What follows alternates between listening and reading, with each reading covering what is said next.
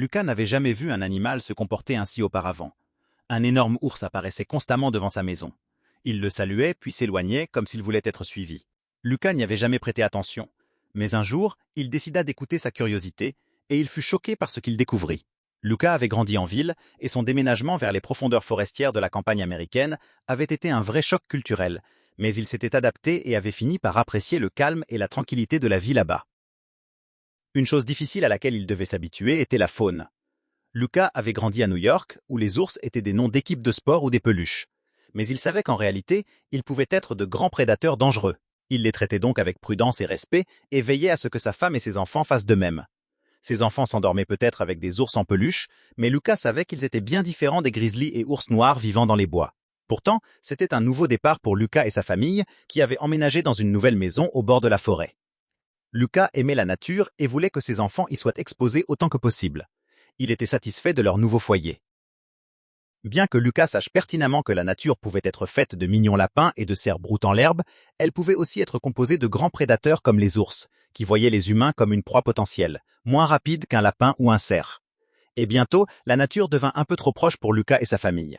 Très proche même, juste devant la grande porte-fenêtre de leur patio. Andrea, la femme de Lucas, n'était pas très enthousiaste à propos du déménagement, mais après de longues discussions, il avait réussi à la convaincre. Les 2 premiers jours dans la nouvelle maison furent merveilleux. La famille se promena longuement et les enfants s'amusèrent beaucoup à courir partout. Tout se passait si bien que Lucas était convaincu d'avoir fait le bon choix. Andrea et Lucas avaient tous deux des emplois pouvant être effectués à distance tant que la connexion Wi-Fi tenait, ce qui signifiait que leur appartement de 2 chambres en ville équivalait désormais à une maison à 2 étages, avec du terrain, 4 chambres et une vue splendide. La criminalité était presque inexistante dans leur paisible village montagnard, et l'école locale était bonne. Qu'y avait-il à craindre? Les ours finalement étaient la principale chose à craindre. Un jour, ses enfants le réveillèrent et l'entraînèrent en bas pour lui montrer quelque chose d'incroyable. Qu'est-ce que cela pouvait bien être? Il n'avait jamais vu ses enfants aussi excités, pas même lorsqu'il les avait emmenés voir la dernière rencontre de la saison de baseball au Yankee Stadium. Et là, assis, les regardant à travers la porte vitrée du patio, se trouvait un très gros ours. Lucas n'avait jamais vu un vrai ours auparavant, il ne savait donc pas si c'était un grand ours ou simplement un ours noir, ou même un grizzly. Pour ce qu'il en savait, cela aurait pu être un panda ou un ours polaire. Il remercia seulement le ciel de leur avoir appris à être prudent avec les ours. Ses enfants étaient venus le prévenir, mais n'avaient pas ouvert la porte. Lucas était également soulagé que sa femme soit chez ses parents ce week-end. Si elle avait vu un ours la regarder à travers la fenêtre, elle aurait aussitôt mis les enfants dans la voiture et serait rentrée à New York. Ses voisins l'avaient averti que parfois, les ours approchaient des maisons parce qu'ils sentaient de la nourriture ou voulaient fouiller les poubelles. Il faut noter que la maison de Lucas était principalement composée de grandes baies vitrées, mais ces dernières étaient renforcées. Aucun ours n'aurait pu les briser. Il expliqua cela à ses enfants, qui ne s'inquiétèrent pas. L'ours était la chose la plus excitante qu'ils aient jamais vue. Lucas essaya aussi de se souvenir s'il avait bien attaché les sacs poubelles et fermé correctement les couvercles des bacs. Mais il était trop tard, l'ours était là sur le patio. En réalité, c'était l'occasion parfaite d'observer un ours de près, sans danger. En s'approchant, l'animal sembla les saluer. Il leva une patte vers Lucas, comme pour être amical. Alice et Ben, émerveillés, supplièrent d'ouvrir la porte, de le câliner et de le nourrir. Les enfants voyaient un ours sympathique qui leur faisait coucou. Lucas, lui, voyait seulement les immenses griffes qui ressemblaient à de grands couteaux. « S'il te plaît, papa, on peut lui donner à manger ?» demanda Ben. « On peut lui donner du miel ou des sandwichs à la marmelade. Paddington adore ça », ajouta Alice. Mais l'ours continuait à leur faire signe, les invitant doucement à s'approcher. Lorsqu'ils firent quelques pas, l'ours bondit soudainement et courut vers la forêt. Arrivé entre les arbres, il se retourna. C'était clairement une invitation à le suivre. Lucas serra ses enfants contre lui. « Vous n'allez pas suivre cet ours. » Il décida que les enfants ne joueraient plus dehors tant qu'ils n'auraient pas trouvé quoi faire. Appeler les gardes forestiers? La police? L'ours avait-il enfreint une loi? Ou était-ce Lucas qui empiétait sur le territoire de l'ours? Mais ce qui le troublait le plus était son comportement étrange. Il essaya d'oublier, mais n'y parvint pas. La prochaine fois qu'ils virent l'ours, Andrea descendait boire du lait chaud. Elle sursauta en le voyant. Lucas lui en avait parlé à son retour de chez ses parents, mais elle n'avait pas prêté attention. Il n'avait pas insisté pour ne pas l'inquiéter. Maintenant, elle voyait de ses propres yeux, et elle était furieuse. Comment pouvait-il rester dans une maison où un ours passait régulièrement? Il était temps de retourner à leur petit appartement new-yorkais. Là-bas, les voleurs pouvaient vous dépouiller, mais pas vous manger. Lucas tenta de la rassurer. L'ours n'était venu que 2 fois. Il avait investi dans des poubelles blindées que les ours ne pouvaient pas ouvrir. Après la 3e visite, Lucas comprit qu'il y avait un schéma. Il décida donc de rester éveillé toute la nuit près de la porte vitrée. Il se fit un café et s'installa sur le canapé, amitouflé dans une couverture. Le matin suivant, L'ours revint et fit la même chose. Il était évident que l'ours voulait être suivi. Pourquoi?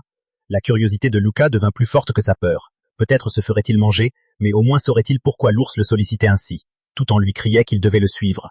Il écouta son instinct. Lorsque Lucas ouvrit la porte, l'ours s'enfonça dans la forêt, s'arrêta, se retourna et l'attendit. Lucas, nerveux, sortit de chez lui, gardant ses distances. Il pensa à prendre une arme. Mais quoi? Une batte de baseball? Une spatule? Il regretta de ne pas avoir acheté le spray anti-ours proposé par le vieil homme de l'épicerie. À chaque fois que Lucas s'arrêtait, l'ours s'asseyait et l'attendait avant de continuer. Peut-être avait-il besoin d'aide, mais peut-être aussi l'attirait-il dans les bois pour le dévorer. Il avait vu sur National Geographic que malgré leur apparence dodue et mignonne, les ours courent aussi vite qu'un cheval. Un quart d'heure plus tard, il suivait toujours l'animal, convaincu désormais qu'il ne voulait pas lui faire de mal. S'il avait voulu, il l'aurait déjà fait. Les feuilles vert clair laissaient filtrer la lumière, les plantes jaillissaient du sol, et seuls les oiseaux rompaient le silence. Ils arrivèrent dans une partie de la forêt que Lucas ne connaissait pas. Il se força à rester sur ses gardes. Au bout d'une heure, l'ours s'arrêta enfin. Lucas était perdu. S'il fuyait, il ne saurait pas où aller. Sa famille devait maintenant être réveillée. Il avait laissé un mot disant qu'il reviendrait plus tard. Si Andrea savait ce qu'il faisait, elle ne lui pardonnerait jamais. L'ours, dans une clairière, reniflait frénétiquement. Lucas commença à reculer, pensant qu'il était temps de rentrer. Mais l'ours se retourna et montra les dents. Il s'effigea. Puis l'ours retourna à ses recherches. Lucas comprit qu'il s'était mis dans une situation dangereuse. Pourquoi suivait-il un ours? L'ours se dressa ensuite et fixa un point au loin. Il semblait avoir retrouvé une piste. Lucas attendit quelques secondes pour voir si l'ours partirait sans lui, mais il se retourna pour le regarder. Lucas n'avait donc pas le choix. Il devait continuer. Cette fois, l'animal accéléra, et Lucas peina à suivre. Il était évident que l'ours était pressé, ce qui attisa sa curiosité. Le chemin qu'il suivait semblait déjà tracé. Plus ils avançaient, plus Lucas voyait des signes de présence humaine. Déchets au sol, arbres abattus, soudain, il comprit où ils allaient. Au loin, derrière les arbres, il aperçut une cabane en bois. C'était techniquement la maison d'un voisin, mais ils ne s'étaient jamais rencontrés à cause de l'isolement des habitations. Certains n'avaient même pas de ligne téléphonique. Ils savaient seulement qu'un homme vivait là. Mais quel rapport avec toute cette histoire? Lucas était tout de même soulagé. Peut-être son voisin pourrait-il le débarrasser de l'ours. Mais en s'approchant, il entendit son voisin crier dans la cabane, tandis que l'ours frappait sur la porte du garage. La porte s'ouvrit soudain, et Lucas aperçut un autre ours sur le sol du garage, respirant difficilement. C'était un ours plus petit, sûrement le petit. L'ours qui l'avait guidé était donc la mère. Tandis que les deux ours se retrouvaient, Lucas courut demander des explications au voisin. Celui-ci expliqua qu'il avait trouvé l'ourson malade plus tôt. Pensant qu'il avait été abandonné, il l'avait ramené chez lui pour l'amener chez le vétérinaire. Lucas comprit que c'était cela que la mère cherchait désespérément. Elle avait laissé son petit là pour chercher de l'aide. Elle ne l'avait pas laissé repartir parce qu'elle avait besoin de lui. Comment avait-elle su qu'elle pouvait le croire? Peut-être en observant Lucas, Andrea et leurs enfants à travers la fenêtre. Une famille aimante comme la sienne. Lucas avait heureusement son téléphone et appela les gardes forestiers, car son voisin n'en avait pas. Les rangers arrivèrent avec un vétérinaire. La mère fut emmenée dans un centre temporaire pendant que l'ourson recevait des soins. Une fois remis, ils furent relâchés ensemble. Depuis, Lucas et sa famille voient parfois les deux ours. Lorsqu'ils viennent saluer à la fenêtre, l'ourson accompagne désormais sa mère. Andrea a appris à les apprécier, même si elle et Lucas s'assurent toujours que la porte est bien verrouillée et que les enfants ne tentent pas de les nourrir. La dernière fois qu'ils les ont vus, ils semblaient en bonne santé. La mère ours a fini par cesser de venir saluer la famille, ce qui arrange tout le monde. Lucas était heureux d'avoir pu l'aider, mais aussi soulagé que ce soit fini. Que pensez-vous de cette histoire? C'est toujours incroyable lorsque des animaux sauvages cherchent l'aide des humains. N'oubliez pas de partager cette histoire et de vous abonner. À la prochaine.